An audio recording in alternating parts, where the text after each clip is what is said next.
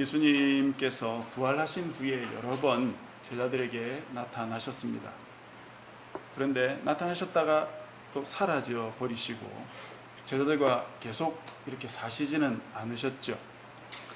아마 곧 승천을 하실 거니까 예수님께서 육체로 함께 계시지 않은 것을 적응시키려고 그러셨는지 모르겠지만 어쨌든 나타나셨다가 사라지시곤 하셨고, 또 자신의 부활을 믿지 못하는 제자들에게 미련하고 선지자들의 말한 모든 걸 마음에 더디 믿는 자들이여 하면서 책망도 하셨습니다. 성경에 기록된 말씀을 더디 믿는다는 거죠. 결국 예수님의 부활을 믿는다는 것은 성경 말씀을 믿는다는 것과 직결되어 있다는 것입니다. 부활하신 예수님을 직접 만나는 것이 대단한 만남인 것은 분명한 사실이지만 성경 말씀을 통해 부활의 의미를 깨닫지 못한다면 그 만남 자체는 어쩌면 별 소용이 없을 수도 있을 것입니다. 예수님은 도마에게 다시 살아나신 자신의 몸을 보여주시면서까지 도마가 믿는 자가 되기를 바라셨습니다. 부활하신 예수님을 만난 도마는 그 즉시 나의 주님이시오 나의 하나님이십니다, 그렇게 믿음의 고백을 올려드렸지요. 그런 고백이 얼마나 대단한 의미가 있을까요? 우리 역시 교회를 다니면서 세례를 받고 믿음의 고백도 하고요, 또 매주 우리가 예배드릴 때 사도신경을 통해서 우리 신앙을 고백하는데, 이렇게 내 믿음을 입술로 고백하는 것 그 자체가 얼마나 의미가 있겠습니까? 성경에서 말하는 믿음의 고백이라는 것이 단지 내 입술로 예수님이 어떤 분이다, 또 하나님은 어떤 분이다, 그런 걸 고백하는 것을 말할까요? 그게 아니죠. 예수님이 나의 주님이시요 내 하나님이십니다 라고 한다면 그것이 도대체 나와 무슨 상관이 있는가, 그것이 내 삶에 무슨 의미가 있는가 하는 것을 내가 정말 깨달았을 때 비로소 신앙 고백이 의미를 가지게 되는 것이죠. 그래서 오늘은 이 부분을 우리가 조금 더 살펴보려고 합니다. 오늘 본문 1절에 보니까 그 후에 예수님께서 디베랴 호수에서 자기를 또 나타내셨다고 했습니다. 디베랴 호수는 갈릴리 호수, 또 갈릴리 바다의 다른 이름인데요, 이 지역을 다스리던 그 분봉왕이었던 하나의 지역만 다스리던 그 헤롯 안티파스라는 사람이 있었죠. 그 사람이 주후 17년에서 22년까지 그 갈릴리 호수의 남서쪽에 이 도시를 세우고 그 이름을 당시 황제였던 로마 황제였던 티베리우스의 이름을 따서 티베리아라고 명명을 했습니다. 당시에는 신도시를 건설해가지고 황제의 이름으로 명명하면 황제에게 바치는 것이 되고 황제에게 잘 보일 수 있는 그런 수단이 되는 거죠. 이렇게 갈릴리 주변의 한 도시가 황제의 이름으로 일컬어지니까 자연스럽게 이 갈릴리 호수의 이름도 디베랴 호수 이렇게 많이 불렸던 것입니다. 이 호수에서 예수님께서 제자들에게 다시 나타나셨는데 2절에 보니까 그 제자들의 이름이 나옵니다. 시몬 베드로와 디두모라 하는 도마와 갈릴리 가나 사람 나다나엘과 세베대 아들들과 또 다른 제자 둘이 함께 있었다 했는데, 이들이 지금 무엇 하는 겁니까? 3절에 보니까 시몬 베드로가 나는 물고기 잡으러 가노라 하니까 이들이 우리도 함께 가겠다 해서 같이 배에 올랐다는 것입니다. 여기 또 다른 제자 둘이 누군지는 정확히 모르겠습니다만 어쨌든 합쳐서 7명이 등장해요. 7명. 7명이라는 것은 완성을 의미하는 수죠. 상징적인 의미가 있습니다. 어쩌면 제자들 모두가 이런 상태에 있다 하는 걸 보여주는 것 같아요. 여기서 두 번째로 등장하는 사람이 누굽니까? 도마죠. 이건 아주 의도적인 기록입니다. 보통은 예수님과 가까운 제자였던 베드로, 야고보, 요한 이렇게 제자들을 나열하거든요. 그런데 여기는 그 순서가 깨어졌어요. 세베대의 아들들인 야고보, 요한은 뒤로 가 있고, 이 두 명 중에 요한이 바로 이 요한복음을 기록한 저자거든요. 뒤로 가 있고 도마와 나다나엘이 앞으로 와 있습니다. 특히 도마가 베드로에 이어서 두 번째로 등장하고 있는데 여기가 유일해요. 왜 이렇게 기록을 했을까요? 당연히 우리가 지난주에 살펴보았던 그 도마의 일과 연관성이 있겠죠. 예수님을 눈으로 보지 않고는, 내가 손가락을 넣어보지 않고는 믿지 않겠다 했던 그 도마가 예수님을 자기 바로 눈앞에서 만났죠. 예수님이 살아나셨음을 자기 눈으로 똑똑히 보고 부인할 수 없었습니다. 그러나 지금 베드로를 위시한 도마 그리고 몇몇 제자들이 함께 물고기를 잡으러 가고 있는 것입니다. 물고기를 잡는다는 것은 이들이 원래 어부였기 때문에 원래의 일상으로 돌아간다는 것을 의미하죠. 즉 예수님을 만나기 이전에 자신들이 했던 그 일로 복귀하는 거예요. 살아계신 예수님, 부활하신 예수님을 만났다고 삶이 드라마틱하게 변하지 않았습니다. 자신의 인생을 복음 전파에 헌신하지 않았다는 거예요. 야, 내가 살아계신 하나님 예수님을 만났다. 돌아가신 예수님이 다시 내 눈앞에 나타나셨다. 나는 이제부터 평생 주님만 증거하며 살겠다. 그런 복귀가 아니다 이거예요.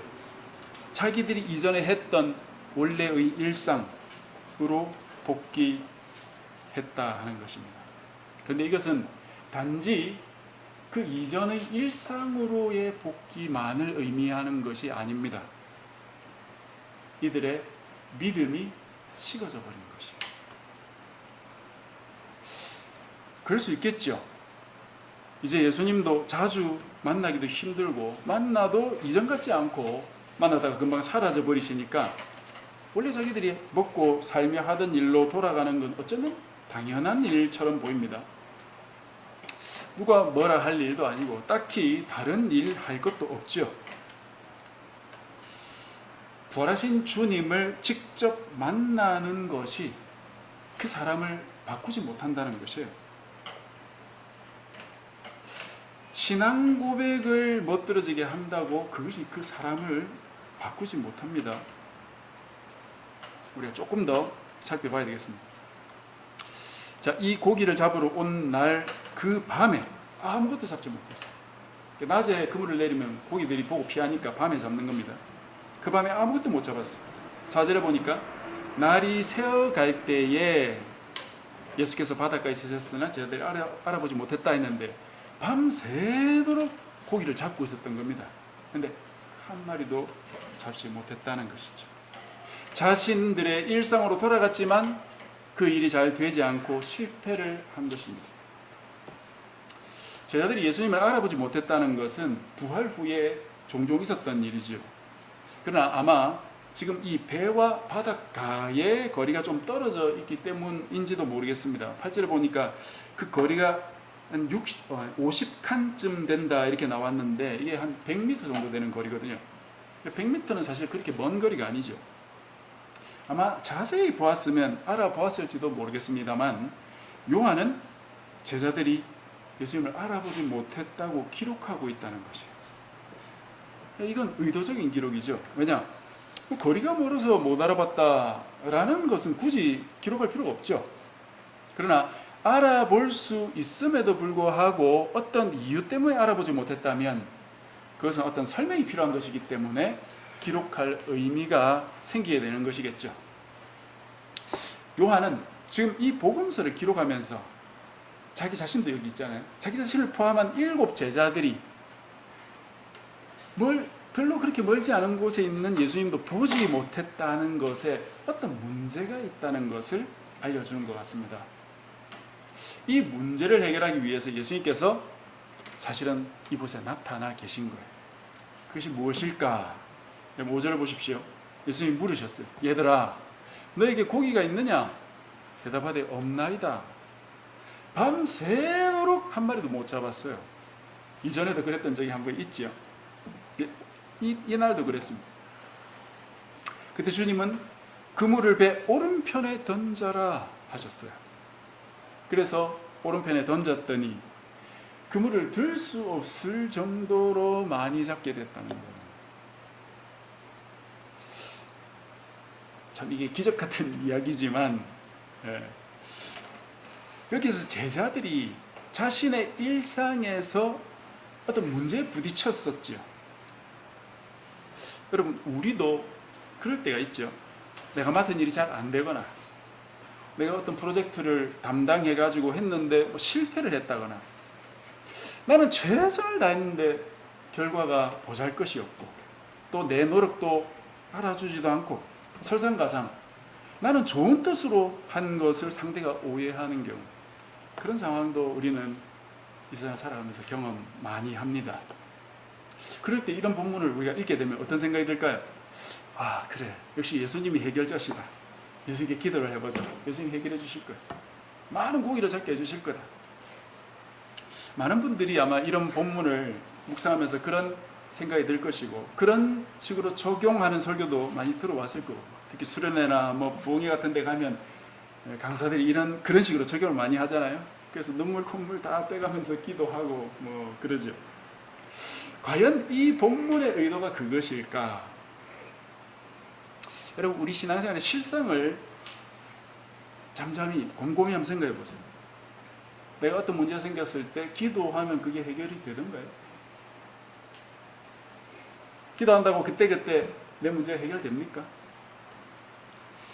이런 질문을 하면은 해결이 됩니다 라고 자신있게 그렇게 답변하는 분들이 늘 계시는데요, 그런 분들한테 한 번 더 물어보고 싶어요. 몇 번이나 그런 경험을 하셨느냐 하는 거죠. 지금까지 살아오면서 몇 번이나 그런 기도를 했고, 그런 기도에 몇 번이나 응답을 받으셨느냐 묻고 싶습니다. 이런 질문을 나 자신에게 솔직히 해보고 대답을 솔직히 해야 돼요. 그래야 하나님이 어떤 분이신지, 예수님이 어떤 분이신지 우리는 좀 더 정확히 알 수 있게 되지 않을까 싶습니다. 덮어두고 모든 영광을 하나님께 돌리기 위한 일념으로 모든 좋아 보이는 걸 하나님께 다 갖다 붙이는 건 하나님께 영광을 돌리는 것이 아니라, 요즘 아이들 말로 에바입니다. 에바. 에바라는 단어 아세요? 요즘 우리 시대에는 오바라는 단어를 썼는데, 오바하지 마라, 선을 넘었다 이거죠. 요즘 애들이 그 의미로 에바라는 단어를 쓰더라고요. 그것도 안 좋은 쪽으로 선을 넘을 때 주로 그 단어를 사용하는 것 같아요. 모든 영광을 하나님께 돌리는 그 마음은 좋은 마음이지만 사실과 부합해야 됩니다. 하나님이 정말 그런 분인가? 정말 나의 모든 문제를 내가 기도할 때마다 듣고 응답해 주는 분이 하나님이신가? 그렇습니까? 우리는 내 삶을, 우리의 믿음 생활을 있는 그대로 보고 이야기할 수 있어야 됩니다. 그렇지 않고 교회에서 대충 배운 신앙으로 나 자신의 어떤 확신 없이 그럭저럭 살아가면 된다라고 생각한다면, 어쩌면 지금 우리가 예레미야서를 묵상하고 있는데 그 안에서 볼 수 있는 잘못된 신앙, 그것을 어쩌면 나도 가지게 될지 모릅니다. 그러면서 나는 하나님을 잘 믿고 있다고 착각할 수도 있게 되는 것이죠. 예레미야서를 묵상하면 그런 게 두드러지죠. 자기들은 하나님을 믿고 있는데 사실은 잘못된 신앙이었어요. 만약 나의 삶 속에 어떤 문제가 있고 그 문제를 하나님께서 해결해 주시는 것이 기독교 신앙이라면, 그렇게 내가 믿고 있다면, 오늘 본문의 베드로의 행동을 잘 보십시오. 이건 조금 이상한 행동일 겁니다. 내 문제를 해결하는 것이 기독교 신앙이고 하나님을 믿는 목적이라면, 본문의 베드로는 그물이 터질 듯이 잡힌 그 물고기를 두고 주님이시라 하는 그 말에 옷을 챙겨 입고 바다로 뛰어내려서 이렇게 달려가고 있지 않아요? 그럴 필요가 있습니까? 그냥 아유 주님 감사합니다, 잘 먹겠습니다, 살펴가십시오, 땡큐, 그러면 되지 않아요? 그리고 그 물고기 잘 걷어 올려가지고 먹고 살든지 팔아서 돈 벌든지 하면 되지 않습니까? 방금 그물이 터질 듯이 잡은 물고기는 아랑곳하지 않고 바다에 그대로 버려둔 채 자기 옷 챙겨 입고 예수님께로 달려가고 있다는 건, 베드로의 문제가 물고기 잡는 것에 있지 않다는 걸 보여주는 거예요. 지금 베드로는 야 지금 잡힌 저 물고기 저대로 두면 다 도망갈 텐데 하면서 다른 동료들에게 물고기 좀 잘 마무리하십시오 하고 부탁하고 있는 것도 아니에요. 베드로의 머릿속에는 지금 물고기가 아예 없습니다. 주님이라는 그 소리를 듣고 주님께 달려가고 있는 거예요. 주님을 내가 만나야 된다. 그 생각밖에 없는 거죠.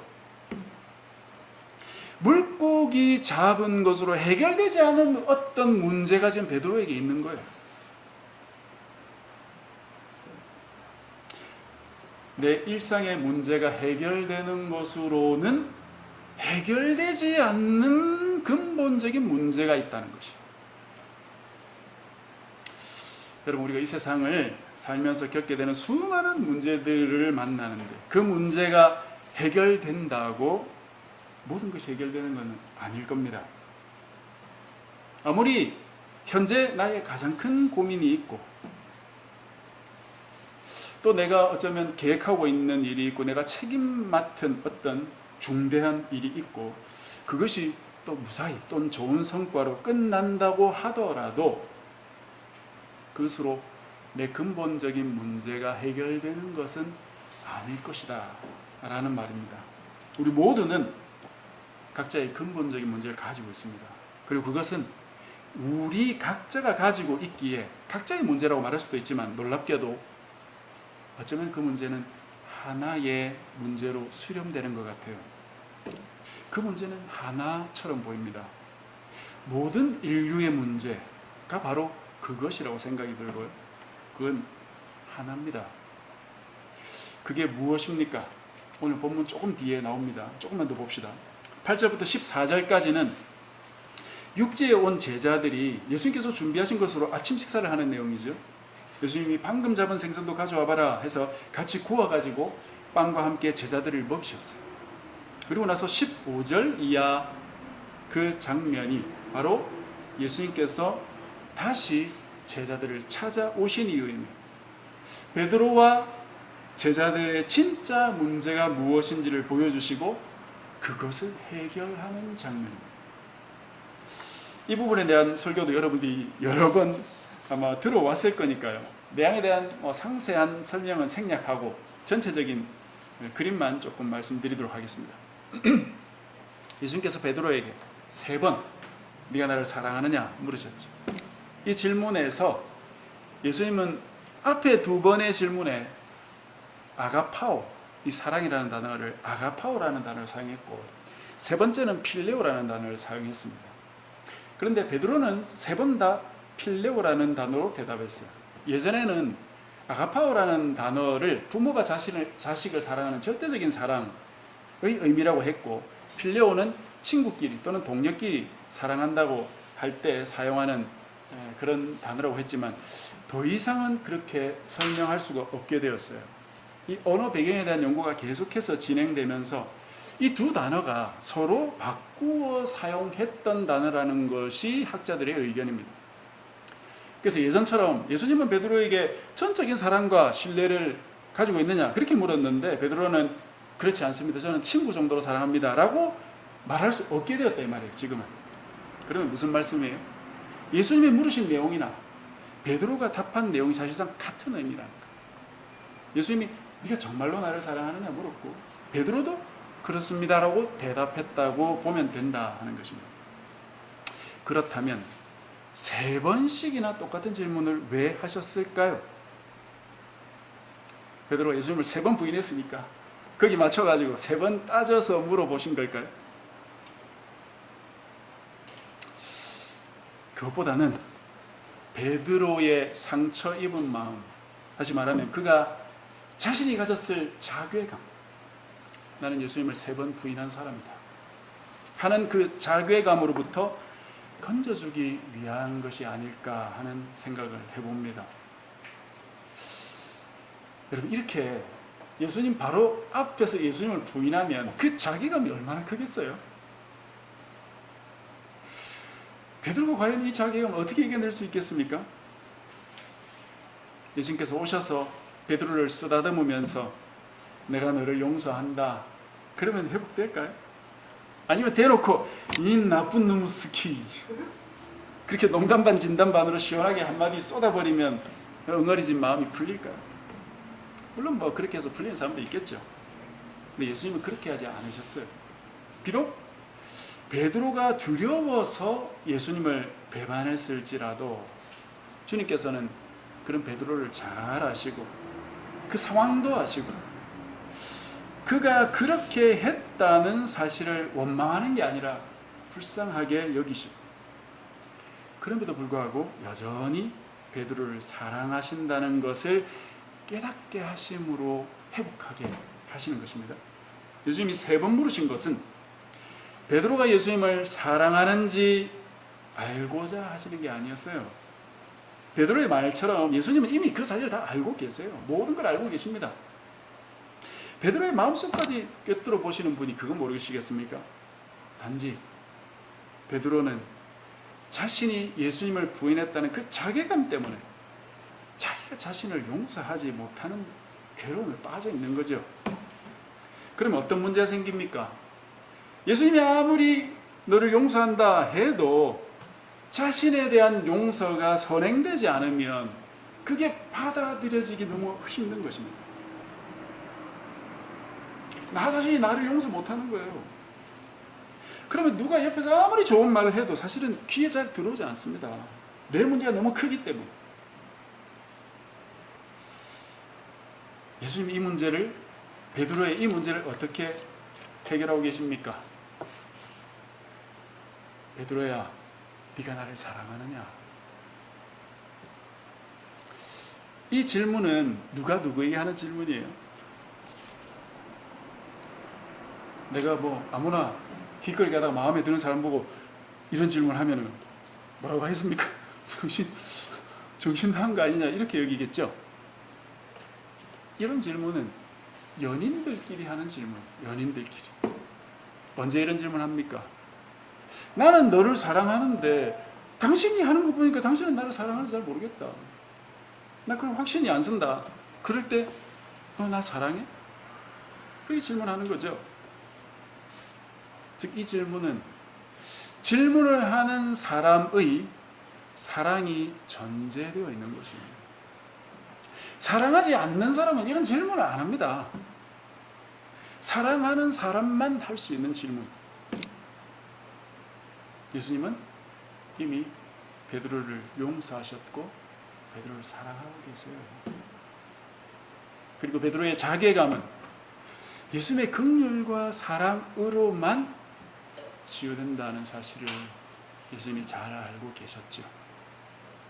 그래서 예수님의 질문은 베드로의 사랑을 의심하거나 그의 사랑이 진짜인지 궁금해서 물어보는 게 아니라 자괴감에 빠진 그 우울한 그늘에 빠진 베드로의 영혼을 예수님의 따뜻한 사랑으로 감싸는 행동과 말이신 것이에요.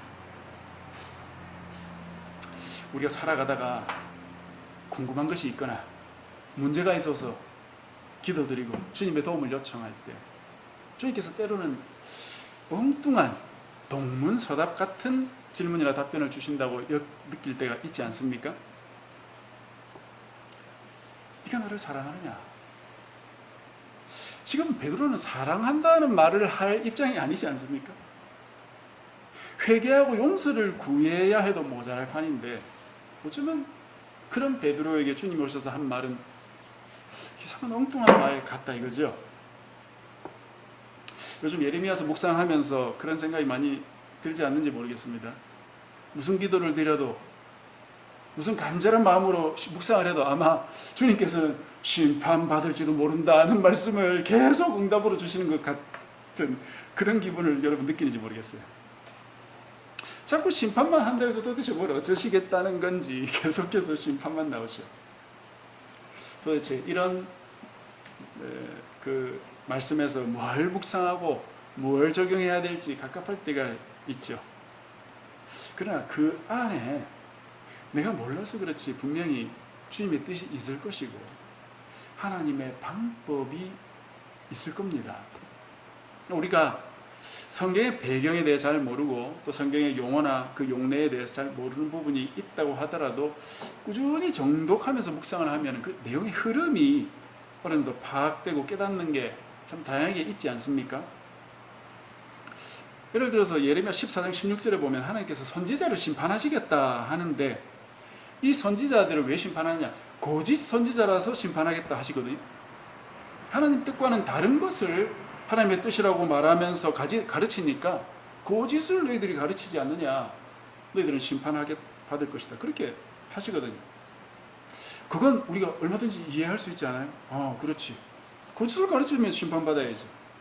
그런데 거기서 그치지 않고 이들의 잘못된 예언을 받아들인 백성들도 심판하겠다고 하나님께서 말씀하세요. 그럼 백성이 뭔 죄가 있습니까? 백성이 뭘 제대로 알겠어요? 그냥 선지자들이 가르치는 대로 믿는 수밖에 없지 않겠습니까? 그런데 하나님께서 그렇게 받아들인 백성도 심판하겠다고 하세요. 선지자들이 잘못 가르치는 걸 잘못인 줄 모르고 받아들였다면 그 책임이 선지자들에게만 있는 게 아니라 받아들인 백성들 각자에게도 있다는 거예요. 제가 이상한 목사들 많이 비판하지만 이상한 목사만 문제가 있는 게 아니고 그 목사의 잘못된 가르침인데도 불구하고 수동적으로 받아들이고만 있다면 그 사람도 문제가 있다는 거예요. 요즘 참 목사들이 문제를 많이 일으켜서 이런 이야기는 제 얼굴에 침 뱉는 거하고 비슷한 일인데, 그걸 알면서도 여전히 이런 말씀을 드릴 수밖에 없는 것은, 많은 성도들이 자기 교회 목사가 이게 좀 문제가 있다 라면서도 계속해서 그 교회에 가서 그 교회 목사 설교를 듣고 있다면 어떤 문제가 생기지 않을까요? 나 자신에게. 그 목사 밑에서 신앙을 잘 지키고 과연 성장해 갈 수 있을까? 우리가 잘 생각해 봐야 되겠습니다. 나 자신의 책임을 회피할 수 없다는 거예요. 하나님 말씀은. 우리 모두는 각자의 신앙으로 하나님 앞에 서야 된다는 거죠. 누군가의 말씀을 듣고 설교를 들었다면 어떻게 하란 말이에요? 그것이 성경적으로 올바른 것인지 나 자신이 검증해 봐야 된다는 겁니다. 아니, 하나님, 저는 목사님이 그렇게 이야기해서 그런 줄만 알았습니다 라는 핑계는 안 통한다는 거예요.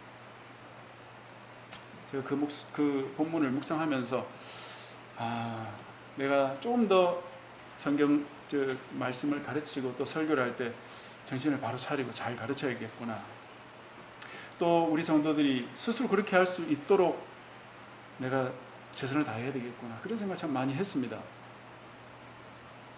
심판이 낭자하게 선포되는 그 속에서도 우리가 꾸준히 주의 말씀을 읽어가다 보면은 그 안에 특별히 내게 주시는 하나님의 뜻을 깨달을 수 있고, 어쩌면 이런 심판의 말씀 속에 내 문제에 대한, 나의 현재 문제에 대한 어떤 진정한 해결책이 그 안에 있을 수도 있다는 것이죠.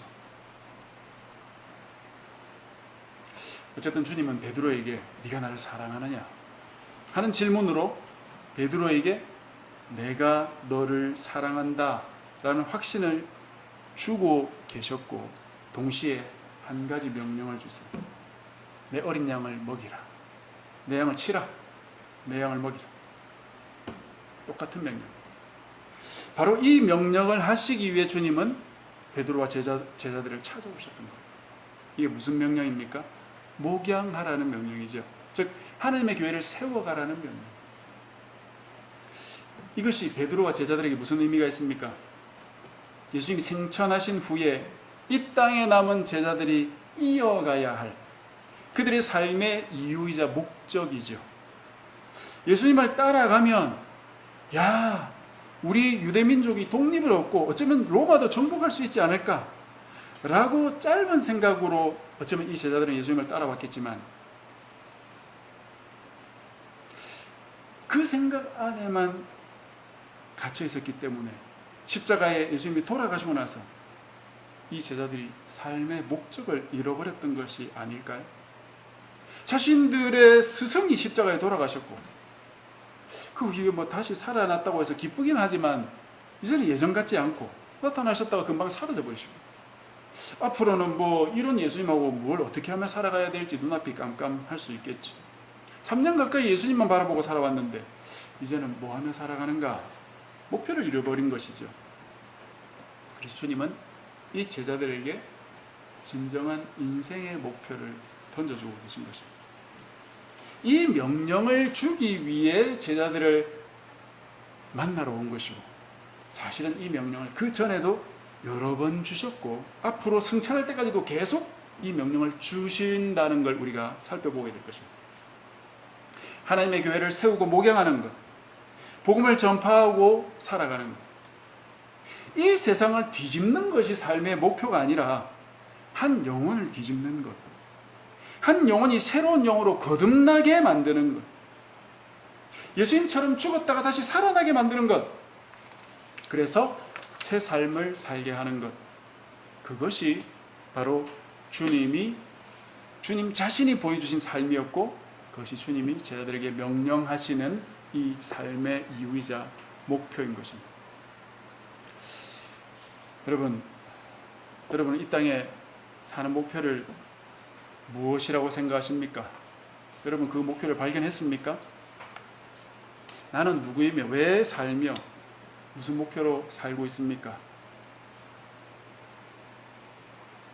이것을 발견하지 못하면 어떻게 세상을 살아갈 수 있을까요?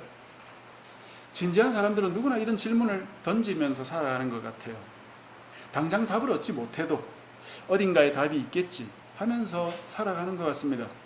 확실한 답을 얻지 못해도 삶 속에서 얻은 조그만 그 조각들을 움켜쥐면서 모자이크를 만들어가면서 답을 찾아가는 것 같다 이거죠. 몇 년 전에 의료사고로 목숨을 잃은 신해철이라는 유명한 가수가 있습니다.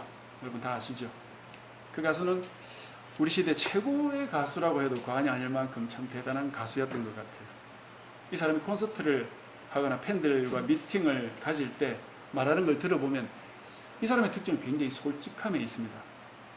그리고 이 사람의 전공이 철학이더라고요.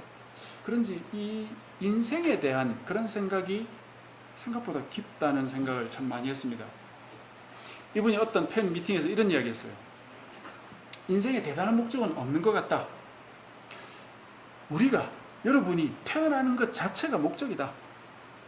그래서 여기 살아있는 모든 분들은 이미 그 인생의 목적을 다 한 거다. 아마 그 이야기를 듣고 많은 사람들이 감동을 받았을 겁니다. 저도 참 감동이 되더라고요. 그런데 이분이 작곡한 노래 중에 민물장어의 꿈이라는 노래가 있죠. 이 노래는 저 멀리 큰 강에 도달하고자 하는 한 민물장어의 꿈을 노래한 것인데, 거기까지 가려고 하니까 자기에게 붙어있는 여러 가지 불필요한 것들 덕지덕지 붙어있는 거 다 잘라내고 좁은 길을 통과해서 가야 되고, 또 그렇게 가면 뒤에 가족들이나 친구들이 남아서 너 어디 가냐 돌아와라 이렇게 하는데 그런 것도 다 무시하면서 가야 되고, 어쩌면 고독하지만 끝까지 가야 되고, 그래야 그 큰 강을 만날 수 있기 때문에 끝까지 가보자 하면서 자기 자신을 다독이는 그런 내용이거든요. 이 가사의 마지막 부분에 저는 그것이 신해철 씨의 의도를 보여주는 것 같은 한 구절이 나와요. 이렇게 되어 있습니다. 마지막 가사가 아무도 내게 말해주지 않는 정말로 내가 누구인지 알기 위해 그 길을 간다 이거죠. 아마 신해철 씨는 죽을 때까지 자신이 누구이냐, 왜 사느냐, 그걸 알고자 하지 않았을까. 자신의 정체성과 이 세상의 삶에 대한 그 목적을 끊임없이 알기 위해 노력해왔고, 대단한 답이 없는 것 같이 여겨져서 태어나는 것 자체가 목적이 아닌가 그런 생각도 해보았던 것 같고요. 그러나 여전히 자기 의문은 해결되지 않았기에 이런 노래를 지어 불렀던 게 아닌가 그런 생각도 해봅니다. 물론 이건 제가 신해철 씨를 만나서 물어본 게 아니고 만고 제 생각입니다만, 그러나 누구나 삶의 목적을 찾고 있고 자신이 누구인지 알고 싶어 합니다. 그리고 그걸 발견한 사람들은 안식을 누리면서 평안히 살아갈 수 있는 것 같지만, 그걸 발견하지 못한 사람들은 계속 쫓기듯 살아가는 게 아닐까. 그걸 찾기 위해 자기 인생과 돈과 자기 몸을 낭비하면서 살아가지 않을까 하는 생각이 들어요. 내가 누구며 내 인생의 목적이 무엇입니까? 하나님이 나를 만드셨어요. 그리고 예수님의 모습을 통해 볼 수 있는 것처럼 하나님은 자기를 부인한 그 베드로까지 사랑하는 걸 보면은 그분이 분명히 나도 우리도 끔찍이 사랑하실 겁니다. 하나님께서 나를 만드셨다면 분명히 목적이 있겠죠. 그것은 하나님을 배우고 그분을 의지하고 그분을 사랑하며 사는 것일 겁니다. 그리고 하나님의 백성들에게 그 삶을 나누며 그렇게 살아가라, 독려하고 양육하면서 교회를 세워가는 것일 겁니다. 그걸 보여주기 위해 오늘 이 성경 말씀을 주신 것이 아닌가 하는 생각이 들어요. 이것이 오늘 본문이 제시하는 우리의 삶의 이유이자 목적입니다. 어쩌면 너무 간단하고 단순해서 잘 믿기지 않을 수도 있고 이게 무슨 뜻인지 잘 다가오지 않을지도 모르겠습니다. 그래서 아마도 다른 걸 찾아 헤매고 싶을지도 모르겠어요. 그러나 많이 애쓰고 찾아도 결국은 이 지점으로 돌아오는 것 같습니다. 베드로의 근본 문제는 일상의 문제를 해결하는 것이 아니었어요. 이 땅에서 중요한 일 하나가 해결된다고 해결되는 게 아닙니다. 인간의 근본적인 문제, 나는 누구며 왜 이 땅을 내가 살아가고 있는가, 나는 왜 태어났는가, 앞으로 무엇을 하며 살 것인가, 내 존재의 이유와 목적, 그것을 알 때 이 땅을 살아갈 수 있고 이것이 이 땅에서 마주하는 모든 문제의 근본적인 해결책이 되는 것 같습니다. 내 삶 속에 어떤 문제가 생겼을 때 그 자체를 해결해 달라고 기도할 수 있겠지만 그것에 너무 많이 매달리지는 마십시오. 대부분의 경우 하나님의 이유는 그 문제 속에 잘 없더라고요. 내가 누구며 무엇 때문에 이 땅에 존재하고 무엇을 목적으로 살아가야 되는가, 이 답 안에 해결책이 있을 겁니다. 이 문제를 주님 안에서 해결받고 담담하게 살아가는 우리 모두가 되셨으면 좋겠습니다. 말씀 맺겠습니다. 주님은 다시 제자들 찾아오셔서 하나님의 교회를 세우고 목양해 가라는 삶의 목표를 주셨습니다. 이것이 제자들의 목표일 뿐 아니라 우리 모두의 목표이기도 합니다. 하나님 백성으로서 이 땅을 믿음으로 살아가며 나는 무엇을 위해 살아야 할지 그 목표를 잘 인식하고 살아가는 우리 모두가 되시길 바랍니다. 그래서 기쁨과 담대함으로 이 땅을 살아가는 우리 모두 되시기를 주님의 이름으로 간절히 축복합니다.